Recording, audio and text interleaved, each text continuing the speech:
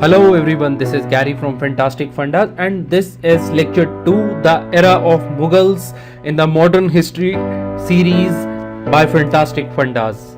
And before I move ahead, I must tell you that if you have not listened to the earlier lecture 1, which is about the earlier Mughals, or the introductory lecture, please go and listen to those. अगर आपने इससे पहले वाले lecture अभी तक नहीं सुने हैं, जो कि 2 हैं, इंट्रोडक्टरी लेक्चर और अर्लियर मुगल्स के ऊपर, आप प्लीज़ उन्हें सुन लीजिए. अगर आपको अर्लियर मुगल्स अभी तक अच्छे से याद नहीं हुए हैं, पहले उस लेक्चर को रिवाइज कर लीजिए और उसका लिंक आप यहाँ पर ऊपर देख सकते हैं. इसके ऊपर क्लिक करेंगे, नई विंडो खुलेगी, आप उस वीडियो को देखिए and then come to this. आपके लिए बहुत ईजी हो जाएगा आगे बढ़ना और परमानेंटली याद हो जाएगा. सो अगर मैं पहले चलूँ तो इसको रिव्यू देता हूँ. आज हम क्या पढ़ेंगे उसके बारे में. तो हमने पढ़ा उस टाइम पे कि कैसे बाबर से शुरू होता है, वी मूव टू हुमायूं. फिर हमने अकबर के बारे में पढ़ लिया, Jahangir, Shahjahan, and then we read about Aurangzeb. Now in this lecture we will be reading about that how Bahadur Shah came. This is Bahadur Shah over here. Then Jahandar Shah. This was very critical. And after the Jahandar Shah there is Farooq Siyar. He will play a very big role in history. And then we have, after Farooq Siyar, we have Darajat, and then we also did Rafi-ud-Dawla, so who's also called Shah Jahan too. And once we are done with that, we'll go to very important character, which is Muhammad Shah Rangila, which is also called Roshan Akhtar. We'll talk about this person also.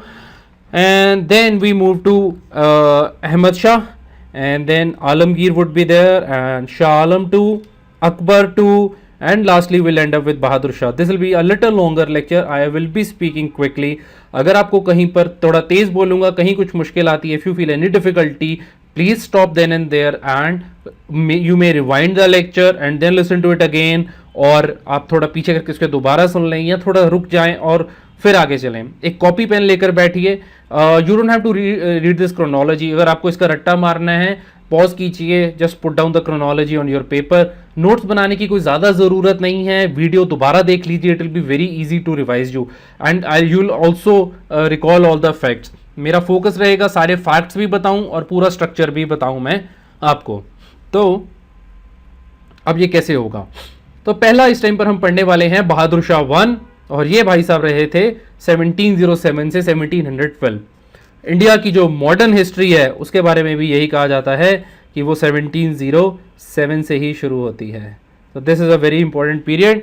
Now originally Bahadur Shah 1 था, इसको मुआज़म या शाह आलम भी कहते थे. और ये राजा कैसे बना था, इसने क्या किया था, अपने 2 भाइयों को हराया था. तो कौन से भाई थे वो, आज़म शाह और काम बख्श, जिनको ये हराकर यहाँ पर आया था.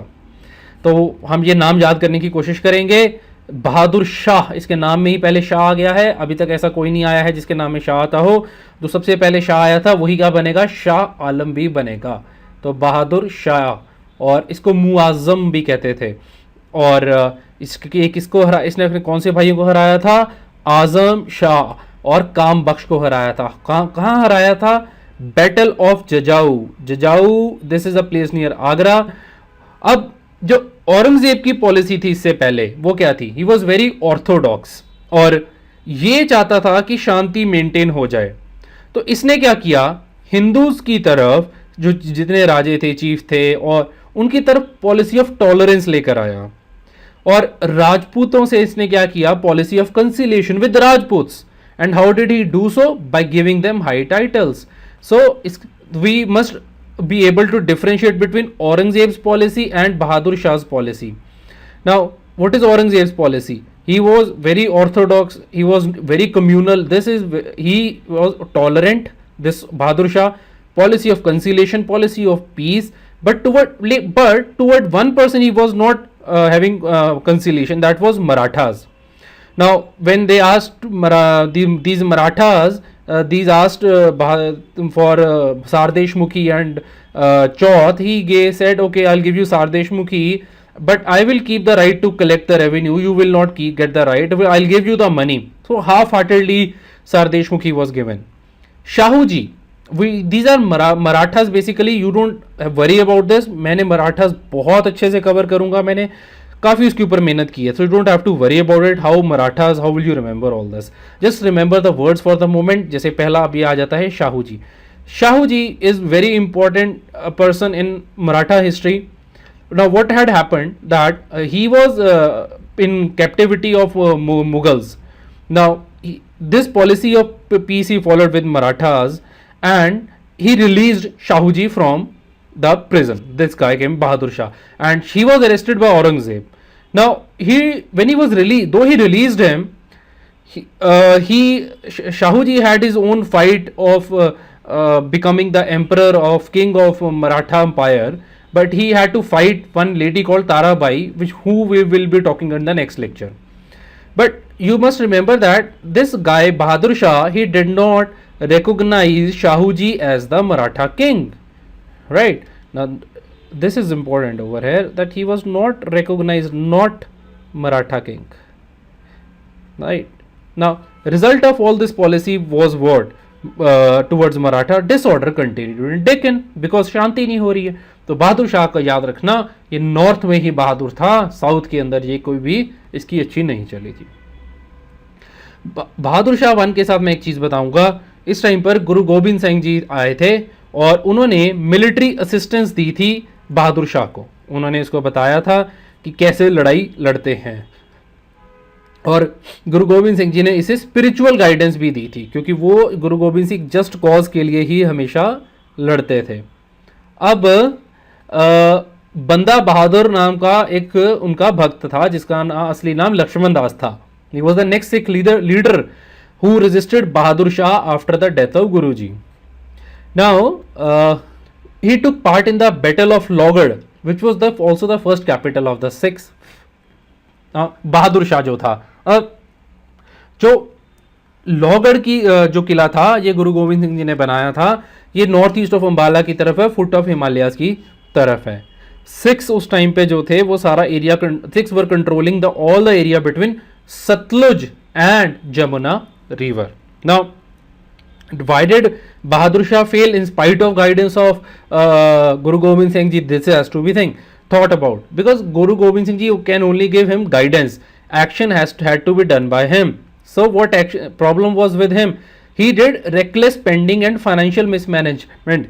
Imagine that this person, he spent 13 crores at that time in a period of just 5 to 6 years. This is 1707 to 1712.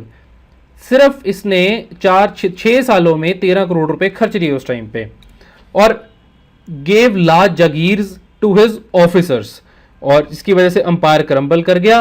और इसी अब ये और क्या बन के रह गया, ये अपने आप में एक शाह ए बेखबर ही बनकर रह गया. इसको इसीलिए शाह बेखबर कहते थे. अब what happened next was, after his death, अब जब डेथ होगी इसकी, तो सक्सेशन का चक्कर पड़ गया जी. अब नेक्स्ट की राजा कौन बनेगा? तो नोबल्स वर अर्लियर ओनली एडिंग एस्पिरेंट्स. क्या कहते थे, जो पहले नोबल्स होते थे वहां पे, वो सबको कहते थे कि जी हम आपको कैसे हेल्प करते थे राजा बनने में. लेकिन देखो मुगल एम्परर की कितने बुरे हाल हो गए. दिस वॉज द टाइम जब से नोबल्स भी कहते कि हमें भी राजा बनना है. So the key point is that nobles started aspiring. They started aspiring to be the king, right? So this was it, and next comes the Jahandar Shah. Now who is Shah Alam? Shah Alam is Bahadur Shah, not Jahandar Shah. But Bahadur Shah came first. Bahadur Shah won, तो he came first. जब वो सिर्फ एक याद करने का तरीका है. अब यहां से मरने मराने का काम भी शुरू हो चुका है. जो जहंदर शाह था, he came to the throne by killing Azimush Shan. He was the brother of Jahandar Shah and father of the next king फारूकसियर.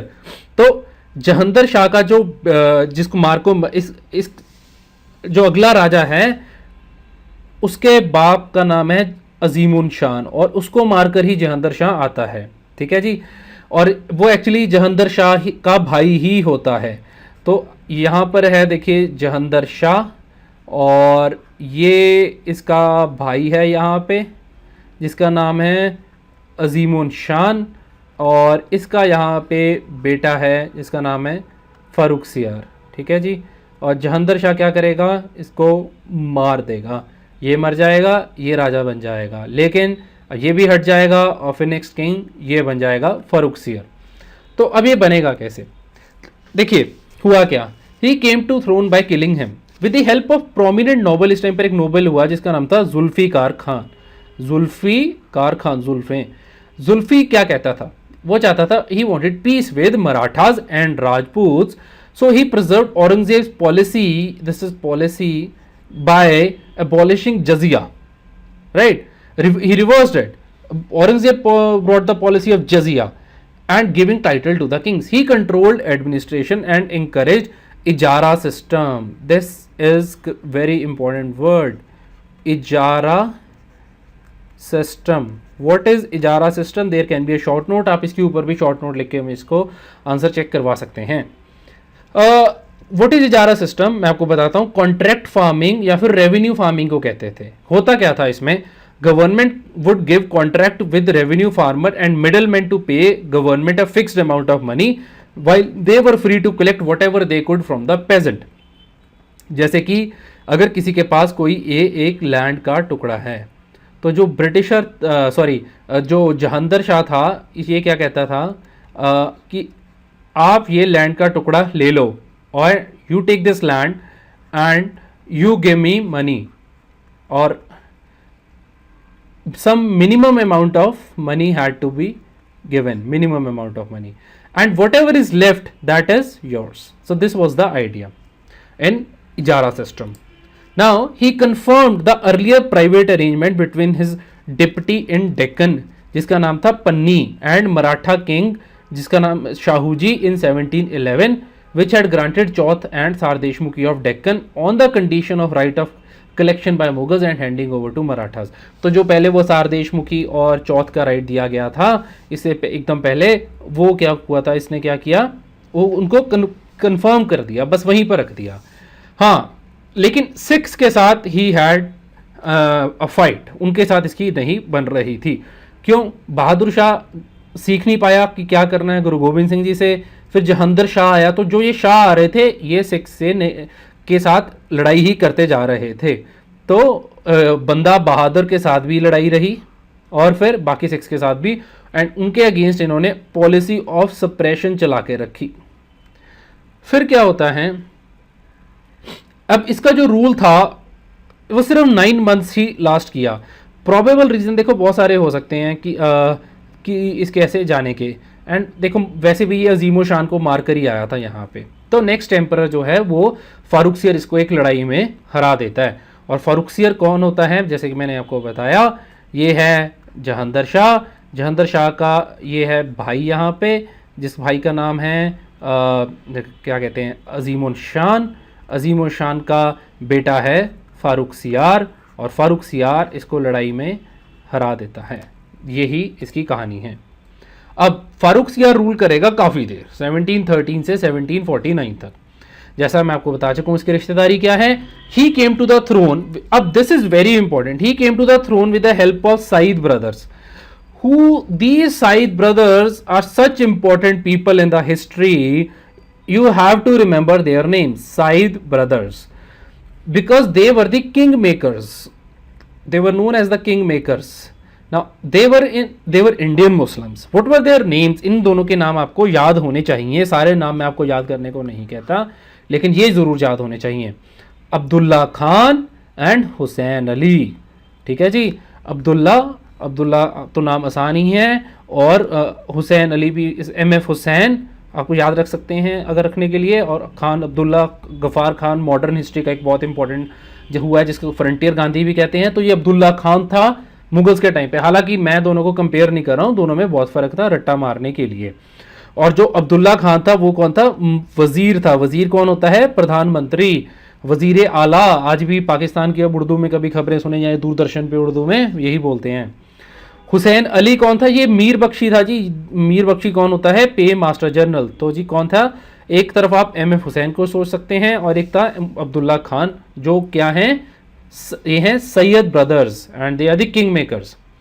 अब जो राजा आता है, हम बात कर रहे थे फारूकसियर किस टाइम पे, तो फारूकसियर क्या करता है?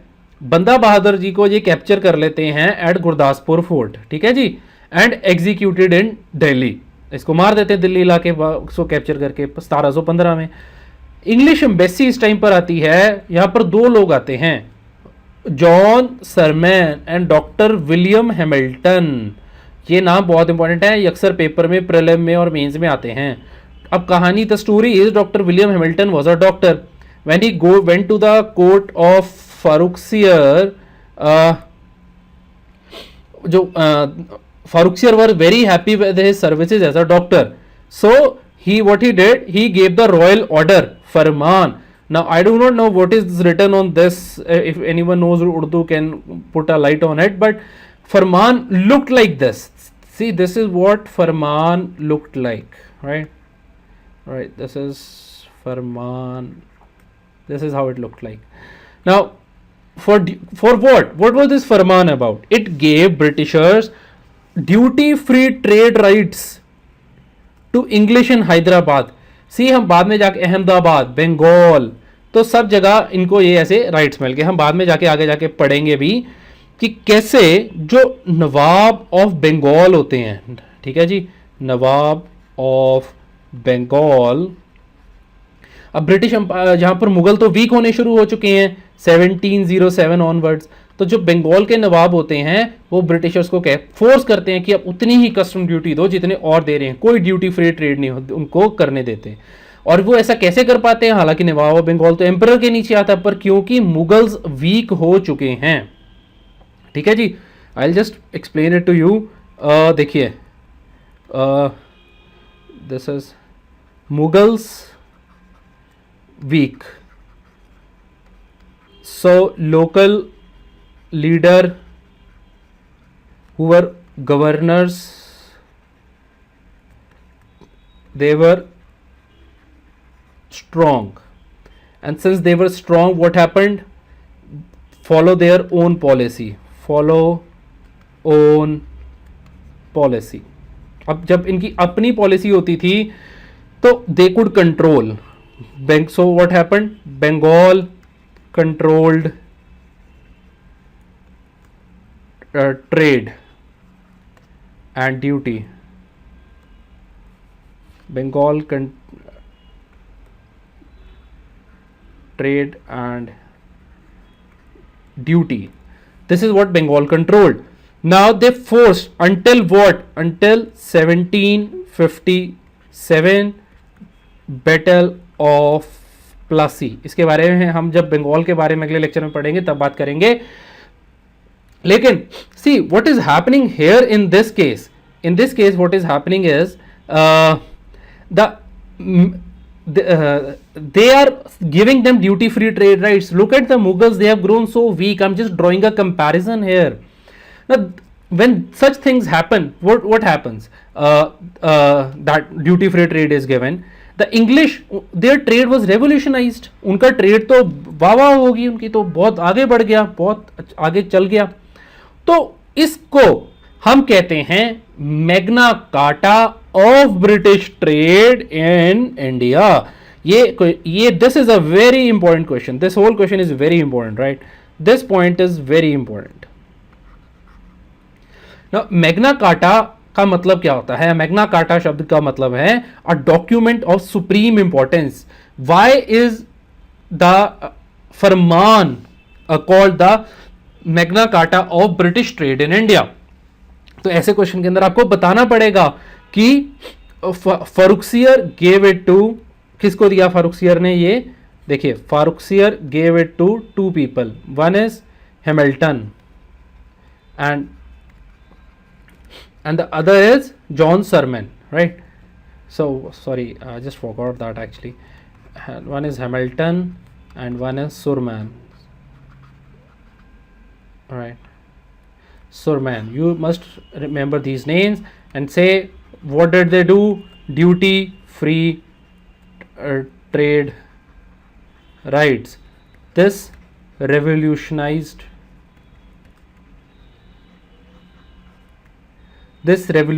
the trade, and this is why it is called Magna Carta.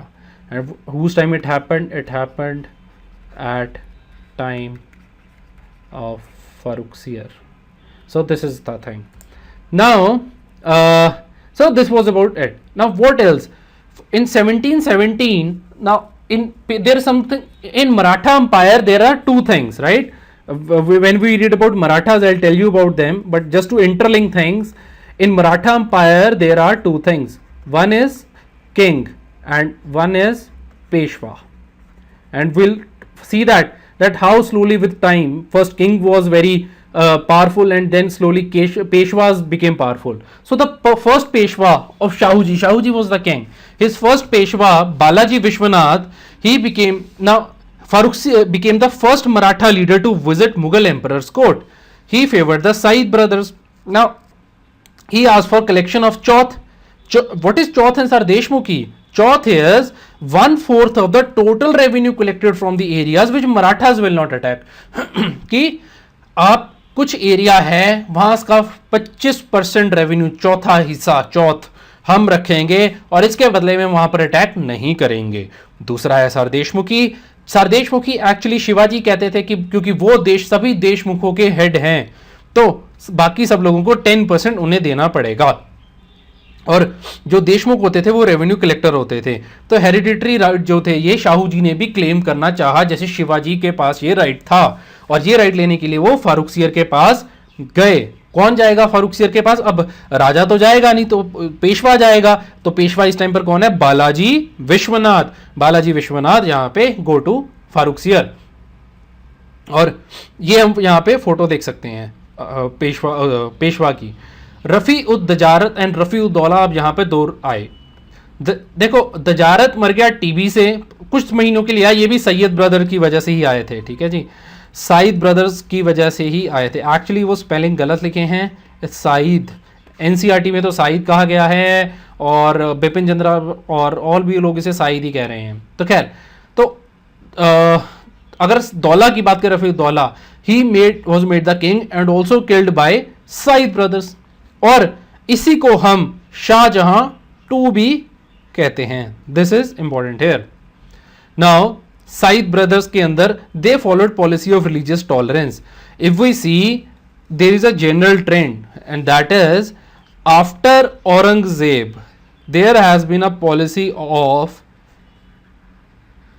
Religious tolerance. ठीक है जी. अब इसके बाद आते हैं सबसे जबरदस्त मोहम्मद शाह रंगीला जी. ये 1719 से 1748 तक रहेंगे.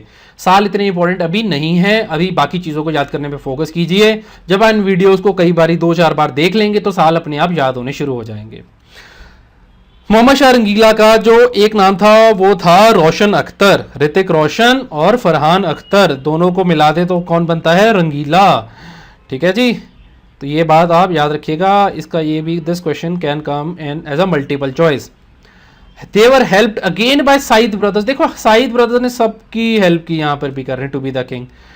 But Rangila was very clever and he killed the Sayyid brothers because they were menace. He knew. इससे पहले रफीउद्दौला को भी तो मरवा कर चुके हैं साइद ब्रदर्स. इसको क्या है?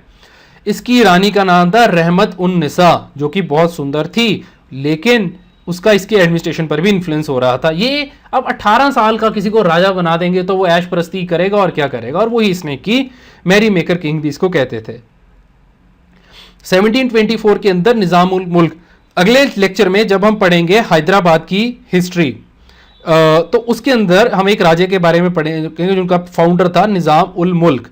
एक्चुअली में निजाम उल मुल्क पहले क्या करता था? मोहम्मद शाह रंगीला के साथ ही था काम कर रहा, लेकिन वो उसकी एडमिनिस्ट्रेशन से इतना परेशान आ गया था, पुअर एडमिनिस्ट्रेशन से, कि उसने सोचा कि मैं अपना जाके खुद ही अपना काम संभालूं. ठीक है जी. और दूसरी बात, ये साइद ब्रदर से थोड़ा जेलस भी था क्योंकि उनकी सिचुएशन उस टाइम पे काफ़ी बेटर थी इससे, तो इसलिए he left.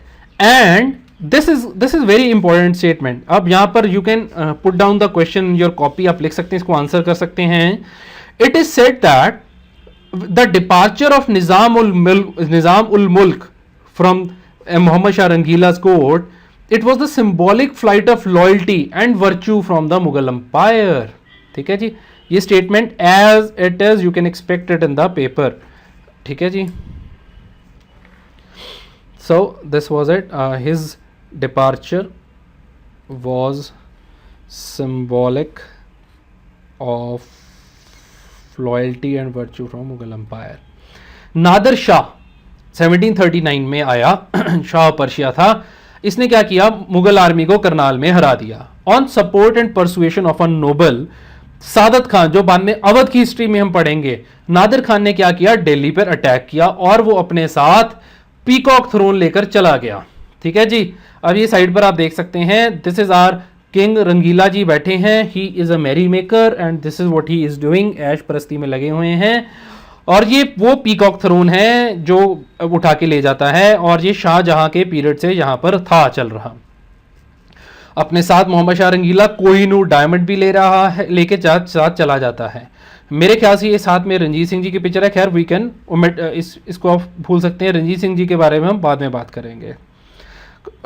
Focus is this Kohinoor, this diamond over है. ओके, सो अब इसी ने कोहिनूर डायमंड को कोहिनूर का नाम दिया था, क्योंकि उसने इसको क्या कहा था, it is a mountain of light. This invasion exposed weaknesses of empire to Maratha sardars. कि मुगल की क्या वीकनेस है. देखो, सब मुगल की वीकनेस को एक्सप्लॉइट करेंगे. मराठा कर रहे हैं यहाँ पे, आगे जाके बंगाल, अवध, कर्नाटक, हैदराबाद सब करेंगे, और अल्टीमेटली उन सब की वीकनेसेस का इस्तेमाल ब्रिटिश करेंगे और फिर ब्रिटिश रूल करेंगे. एंड फॉरेन ट्रेडिंग कंपनीज जो थी उन सब ने इसका फायदा उठाया. इस टाइम पर अहमद शाह अब्दाली आता है, जिसका अहमद शाह से कोई रिश्ता नहीं है. अहमद शाह अब्दाली, इसने बैटल ऑफ करनाल में भी पार्ट लिया था. बैटल ऑफ करनाल वो होता है जिसके अंदर नादिर शाह जो कि लूटने आया होता है, उसने इसको हरा दिया होता है. See, this is battle of Karnal and this is Ahmad Shah Abdali who also took part in it. And जो battle of Karnal is about Nadir Shah who has come for one thing only, and that is plunder. Now, Abdali invaded India 8 times, right? He is very famous, and he started in 1748 and plundered wealth for 20 years.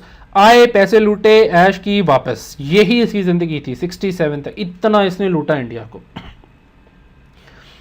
अब मोहम्मद शाह रंगीला के बारे में थोड़ी सी और cultural developments की अगर बारे में मैं यहां बात करूं तो वो क्या थी यहां पे.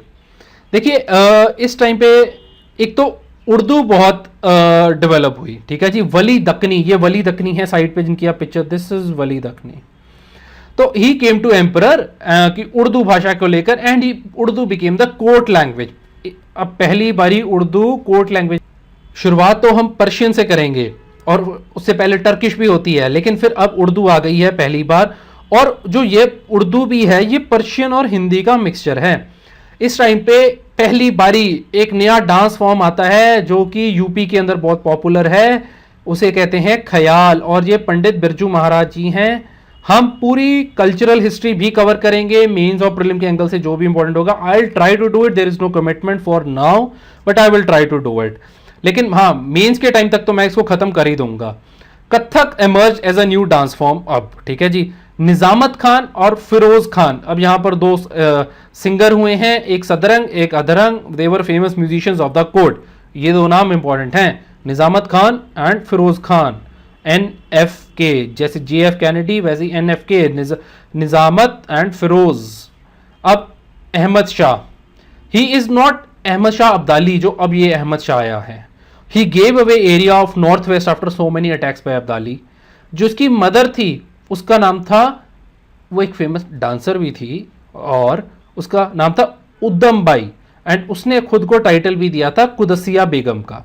ठीक है जी. ये है हमारे Abdali ji. This is not Ahmad Shah and this is the queen. अब देखिए, फोकस वाली बात क्या है कि वो तो अपनी पूरी ऐश परस्ती में लगी हुई है.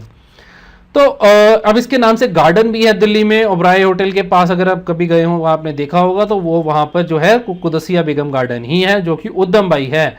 अब अहमद शाह को इस टाइम पे इमाद है जो वो मार देता है। इमाद उल मुल्क उसका, इमाद उल मुल्क गयासुद्दीन खान, इसका नाम पूरा याद करने की जरूरत नहीं है, सिर्फ इमाद ही बहुत है। एंड जिसको कैसे मारेगा, with the help of Marathas. ये बात है यहाँ पर आ जाती, क्योंकि मुगल्स और मराठा की तो वैसे भी लड़ाई ही चल रही होती है। So the next is Alamgir. Alamgir was there from 1754 to 59। इसको अजीजुद्दीन भी कहते हैं। औरंगजेब का नाम आलमगीर भी था।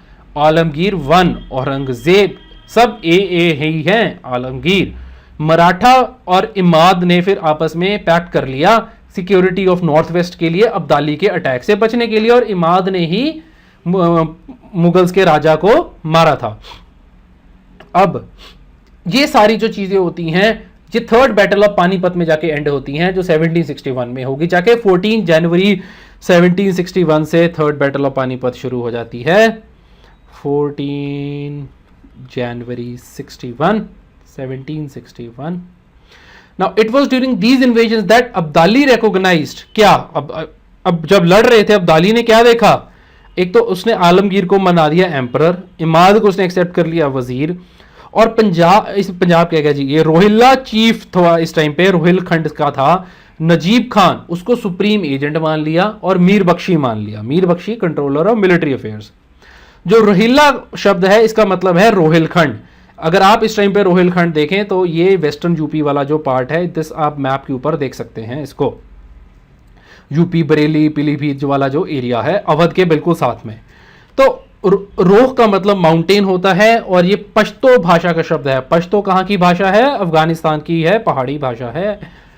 वैसे रिसेंटली अभी क्या हुआ था, जब अफगानिस्तान के प्रेसिडेंट 2015 में इंडिया में अभी आए हुए थे, तो he specifically met people in India who speak Pashto. तो देखो कल्चर से जो कल्चरल डिप्लोमेसी होती है वो बहुत हेल्प करती है, ठीक है जी। ऐसी एक साइड ही बात है, आपको बता रहा हूं। खैर, the war with Abdali created crisis. क्यों, मराठा लीडर उस टाइम पर रघुनाथ राव थे, ही अपॉइंटेड अदीना बेग। रघुनाथ राव जो था, इसको कोई बहुत अच्छा इसने रोल नहीं प्ले किया अगर एक किस्म से देखा जाए तो। He appointed Adina Beg as governor of Punjab. इसने क्या किया, नजीब खान को जो कि रोहिल्ला चीफ था उसको निकाल दिया।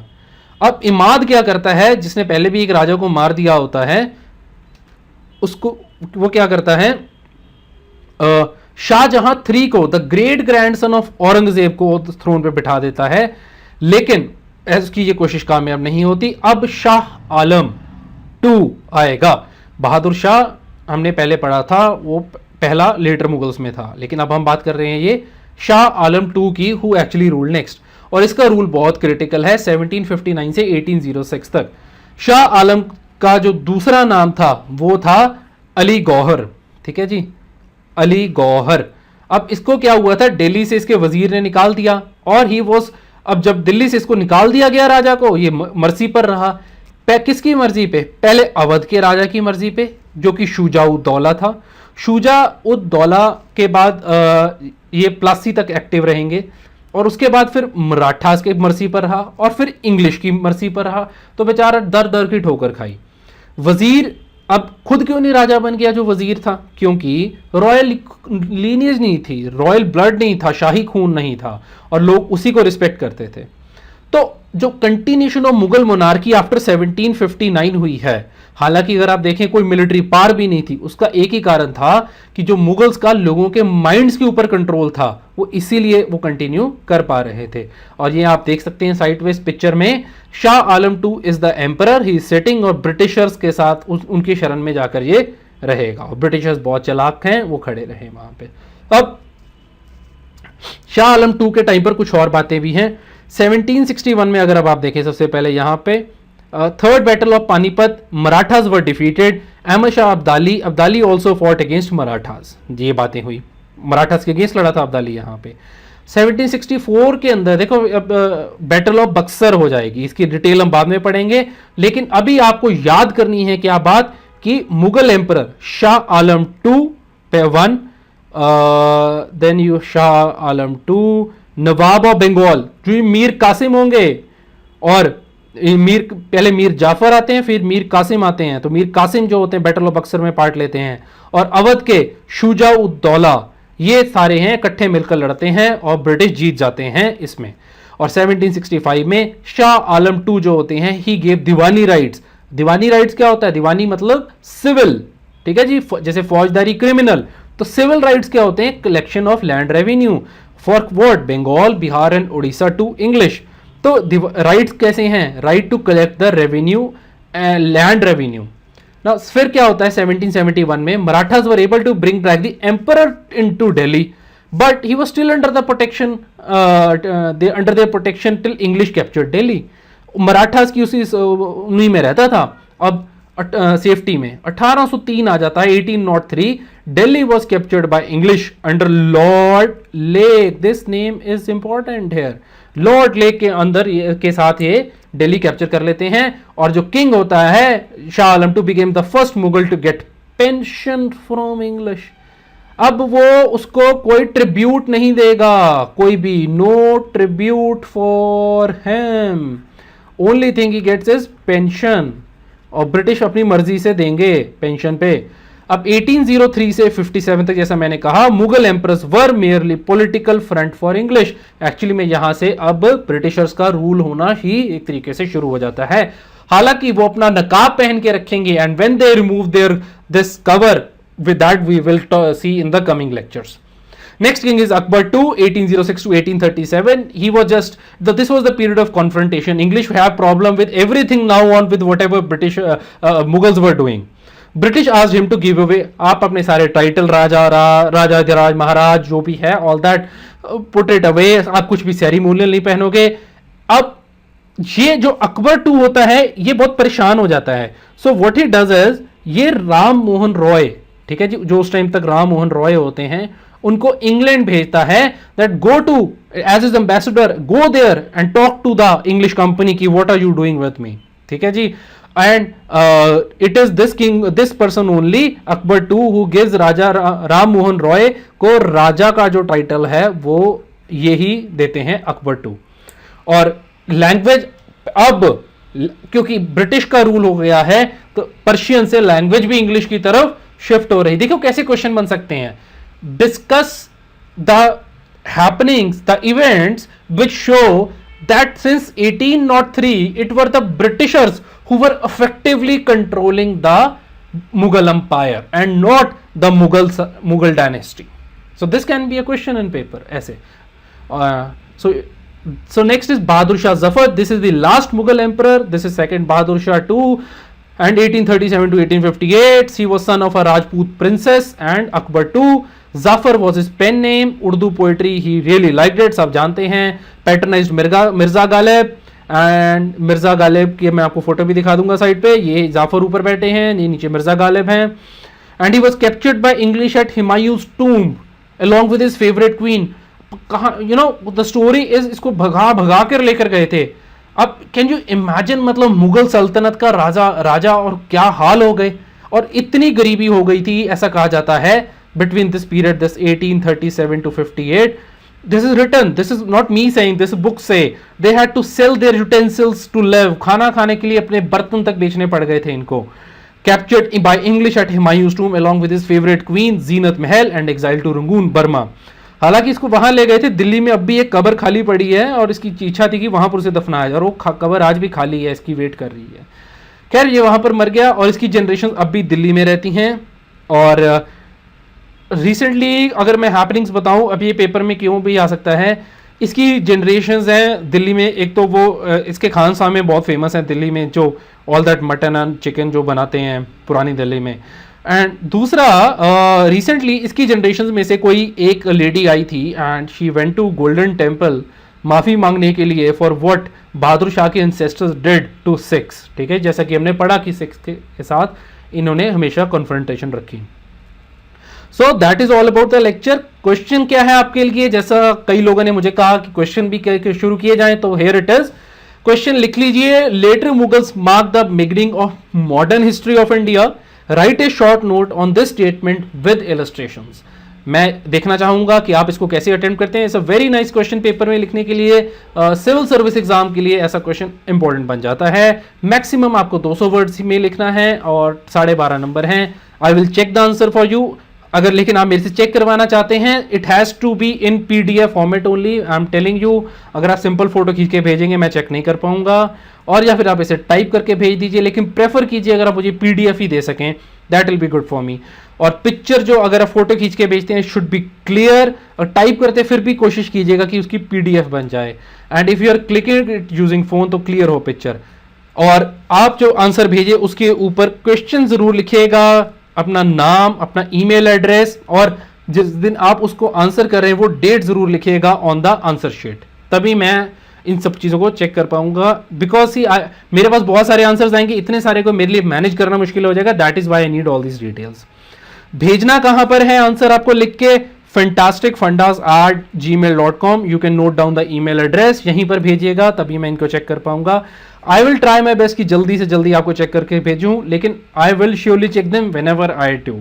ठीक है जी, write the answer and let's see what we can do. Question को मैं अलग से तो नहीं डिस्कस कर पाऊंगा क्योंकि लेक्चर बहुत लंबे हो रहे हैं, बट श्योरली आपके जो आंसर्स होंगे मैं एक एक आंसर को कर दूंगा। अगर कोई खास ही क्वेश्चन होता है तो हम उसको डिस्कस कर भी लेंगे, ऐसा कोई हार्ड एंड फास्ट रूल नहीं है। नेक्स्ट लेक्चर बहुत इंटरेस्टिंग लेक्चर है, इंडियन स्टेट्स के बारे में पढ़ेंगे, हैदराबाद, अवध। सी जो मैं आपको स्टोरी अभी पीछे भी बता रहा था कि कैसे शिफ्ट हो रहा है, मुगल से वीक हो रहे हैं, और जब मुगल वीक हुए तो इंडिया में क्या हुआ, और जो इंडिया में कुछ हुआ ब्रिटिशर ने उसका फायदा कैसे उठाया और ब्रिटिश रूल एस्टैब्लिश किया, इसकी अगले लेक्चर में बात करेंगे। So that is it. और अगर आपको अभी इस लेक्चर में कुछ कमी लग रही है, आई वुड से इस लेक्चर को अभी आपने एक बार सुना, गो बैक, अपनी ब्रेक लीजिए थोड़ी सी 5-10 मिनट की, listen to this lecture again, दोबारा सुनिए, यू विल रिमेंबर इट। और कल इस लेक्चर को अगर एक बार दोबारा सुन लेंगे, आप मुगल अपनी लाइफ में नहीं कभी भूलेंगे, मैं आपको ये बात बता रहा हूं। और तब आप कोशिश करें इस आंसर को लिखने की।